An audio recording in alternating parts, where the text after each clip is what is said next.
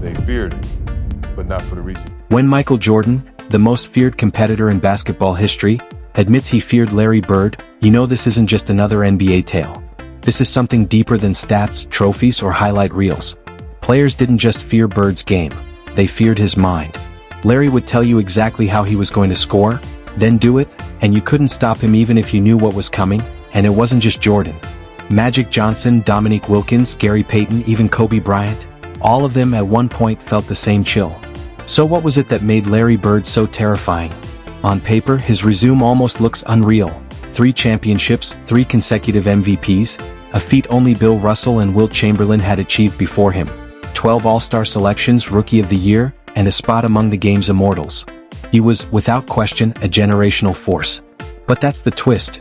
Larry Bird didn't look like the basketball superhero he was. He wasn't the fastest, he couldn't out-jump anyone, and nobody was inviting him to the dunk contest. Yet by the mid-1980s, his name sat right at the top of the best in the world conversation. And then there's the origin story, French Lick, Indiana. A small, blue-collar town where basketball wasn't just a pastime, it was identity. They called him the Hick from French Lick, and instead of rejecting it, Bird owned it.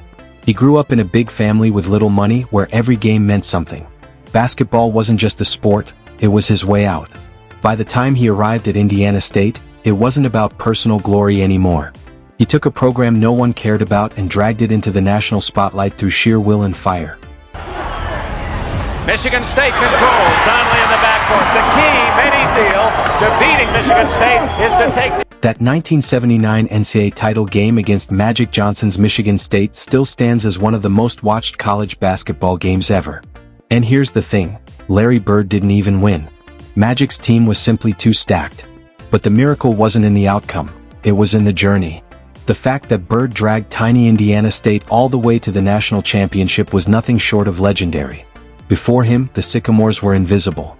With him, they became front-page news across America. That game didn't just make for great television, it ignited one of the most iconic rivalries in sports history. Even in defeat, Bird's legend only grew. People saw it clearly, this wasn't a one-season wonder. This was the arrival of something rare. When the Boston Celtics finally got their hands on Bird, the timing couldn't have been better. They had just limped through a miserable 29-win season, one of the worst in franchise history. Then Bird showed up as a rookie and everything changed overnight. 61 wins. A 32-game turnaround. From despair to dominance, sparked by one man. And he didn't need time to adjust either. Right out of the gate, he was averaging 21 points, 10 rebounds, and nearly 5 assists a game. Larry Bird had arrived and the NBA would never be the same. Allen level, Bergsten brings it down. You see 2 seconds, 1, and the world champion, the Boston. Most rookies need years to figure out the NBA. Larry Bird showed up looking like he'd been running it for 10. What often gets overlooked is how much he elevated everyone around him. Veterans like Dave Cowens and Tiny Archibald, guys people thought were done, suddenly looked reborn. And Red Auerbach, never one to waste momentum, doubled down. He pulled off the Robert Parrish trade, drafted Kevin McHale, later brought in Dennis Johnson, and kept Cedric Maxwell in the mix that high before long. Boston wasn't just good again, they were terrifying. By Bird's second season, they were NBA champions. Think about that. Rookies don't rebuild dynasties.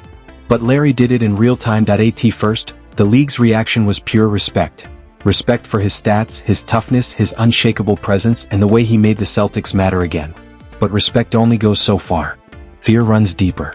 Fear is when you're second-guessing yourself before the opening tip because of the guy standing across from you. Those early years built the foundation. The resume, the underdog story, the Boston revival. But the fear? That came later. It came when Bird started calling his shots out loud, and hitting them every time. When people talk about his trash talk, it wasn't the usual, you can't guard me kind of thing. Everyone says that. What made Bird different was that his words were never empty. He'd tell you exactly what he was going to do, then go do it. It wasn't an insult. It was a prophecy. And that's what broke opponents. Because when someone looks you dead in the eye, tells you they're about to hit a jumper from the wing, and then drains it in your face, that's not just a loss on the scoreboard. That's a loss in your soul, and nobody did that better than Larry Bird. Just ask Reggie Miller, who learned it the hard way in his rookie year. He's like, I am the best shooter this game, and he's saying it out loud so everyone can see. I'm like, oh my God, he's outing me at my home. in front of all my family and friends. I'm the best shooter this game has ever seen. Reggie Miller grew up idolizing Larry Bird. Posters on the wall, highlight reels on repeat. And then one day there he was, standing across from him on an NBA court. Bird didn't waste a second testing the rookie's nerves. He walked right up and said, "You're the guy they drafted ahead of me." Now that line made no sense. Reggie was drafted in '87, Bird in '78, but that didn't matter. Logic wasn't the point. Larry just wanted to crawl inside your head and live there rent-free. And for a rookie like Reggie, that was all it took.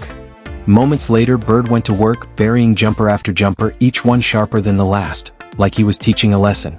Reggie's told that story 100 times because it was the day he learned that Bird wasn't just a scorer, he was a psychological assassin. Every game was part basketball, part mind game, and Bird never lost either one. And then there's Sean Kemp, who might just have the most humbling Larry Bird story of them all.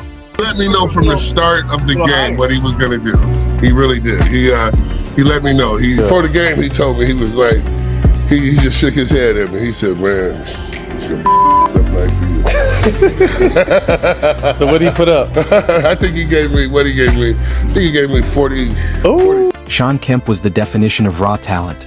A young, freakish athlete built for highlight reels. The man could jump out of the gym. Larry Bird? Not so much. On paper, that matchup looked unfair, just not in the way you'd expect. Kemp's told the story himself. It was his rookie year. Bird looked him over, cool as ever, and casually told him exactly where he was going to score. No tricks, no mind games, just a promise. Then moments later, Larry hit the precise shot he'd called, right in Kemp's face. Kemp admitted later that it rattled him. Because how do you defend something like that? You're the young guy trying to make your mark, and the old legend not only beats you, he predicts it out loud before doing it. And then there's the story that might be even more iconic, the three-point contest.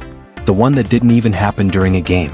In a second, let's take the picture. Where'd you place? He beat me that day. He beat me. That wasn't a joke. That was Larry Bird declaring the contest over before it even started. Then he walked out, buried 11 straight shots in the final round, and won the whole thing without even taking off his warm-up jacket. The crowd went wild, but to Bird it wasn't theater. It was business. He genuinely believed he was the best shooter alive, and then proved it in front of the entire league. What made it legendary wasn't just the swagger. It was the certainty. Anyone can talk. Bird's difference was that his words were guarantees. He didn't use trash talk to hype himself up. He used it to break you down. Once he called his shot, it lived rent-free in your head. You were already anticipating the pain, already second-guessing yourself. And when that hesitation hit, half a second too late, the shot was gone, and the scoreboard had already changed. That's why players feared Larry Bird. It wasn't just the points he scored. It was the fact that he beat you twice, once in your head and once on the floor, but not everyone bought into the Bird mythology. Dennis Rodman, never one to hand out compliments, wasn't impressed. He once said Bird wasn't hard to guard, just a fundamentally sound white guy who could shoot. Classic Rodman, always trying to strip the aura away.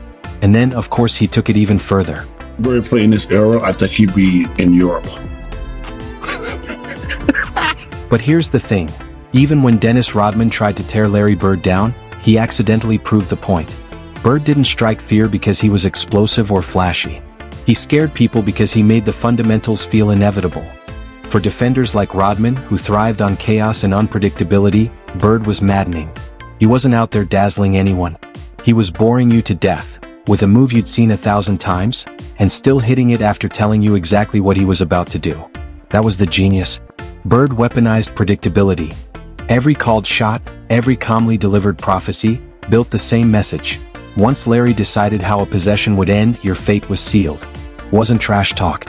It was inevitability disguised as confidence. And once players started to believe it, the game was already over, before the ball even left his hands. And it wasn't just rookies or role players feeling the Bird effect. The legends felt it too.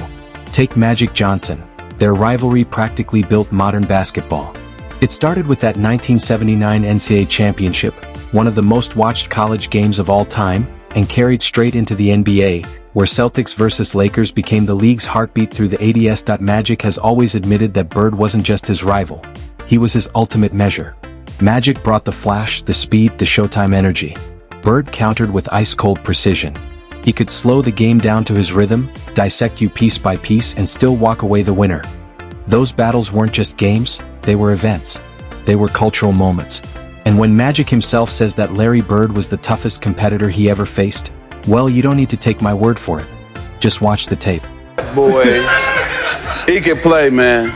He turned it out. Then there's Dominique Wilkins.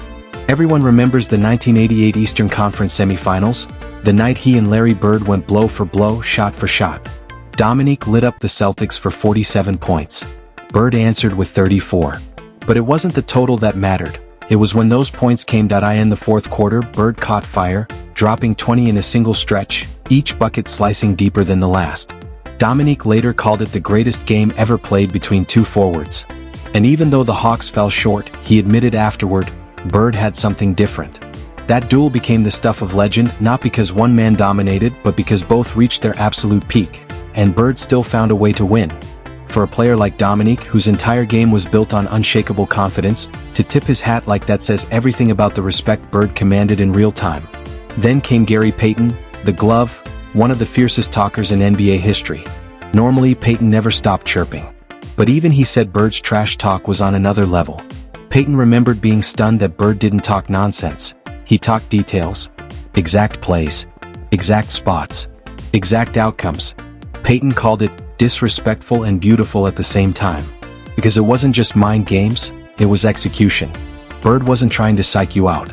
He was telling you what was coming and then proving you couldn't stop it. Even Kobe Bryant, who entered the league after Bird had retired, gave him huge respect. Kobe, the ultimate student of the game, studied Bird the same way he studied Jordan. He learned how Bird manipulated defenders, how he used his body like a weapon, how every movement had purpose. Bird never wasted motion. Every step, every fake, every shot, all of it was intentional. Always ask questions and try to learn as much as I could. Right? Exactly. Kobe even admitted that Bird was one of the players he studied to perfect his own footwork and patience. And coming from Kobe, that's about as high a compliment as you can get. When you stack up all these voices, Magic, Dominique, Payton, Kemp, and Kobe, you start to see the full picture. Different eras, different styles. Same verdict. Larry Bird wasn't feared because of raw athleticism. He was feared because the greatest players on earth couldn't stop him from doing exactly what he said he'd do. And just when you think that's the end of the story, the greatest of all time himself had something to say. What he did. He was scary because he told you exactly. Yeah, that was Michael Jordan himself confirming everything we've been saying from the start. When Jordan entered the league in 1984, he was a force of nature. All flash, athleticism, and raw skill. But his Bulls were nowhere near ready for the heavyweights. And the heaviest of them all at the time? Larry Bird's Boston Celtics. Every time young MJ stepped into Boston Garden, he wasn't just facing a powerhouse roster full of Hall of Famers. He was stepping into Larry's house. The Celtics didn't just beat Chicago, they imposed their will on them. Bird made sure Jordan felt every inch of that learning curve. Jordan would put up 30, 40, even 50 points, didn't matter. Boston still walked off the floor with the win. And Bird's message was crystal clear. Numbers don't mean a thing if the scoreboard doesn't follow you. That was the difference. It wasn't just about greatness. It was about control. About bending the entire game to your will. And the perfect example? It came in the 1986 playoffs. Points of the game for Larry Bird. Celtics have an 11-point lead. Jordan on the rebound. Game 2 of the 1986 playoffs became the stuff of legend. Michael Jordan, still just a kid in his second season, dropped 63 points on the Boston Celtics, the most ever scored in a playoff game. He was unstoppable. Fadeaways, drives, dunks, everything he threw up seemed destined to fall. It was so electric that even the Boston Garden crowd, diehard Celtics fans, rose to their feet to give him a standing ovation. You could feel it, something special was happening, and then came the quote. In the post-game interview, Larry Bird summed it up the only way he could. He said, and this is now immortal, that what everyone had just witnessed wasn't Michael Jordan, that it was God disguised as Michael Jordan. Michael Jordan out there, it was God disguised as Michael Jordan. Think about that for a second.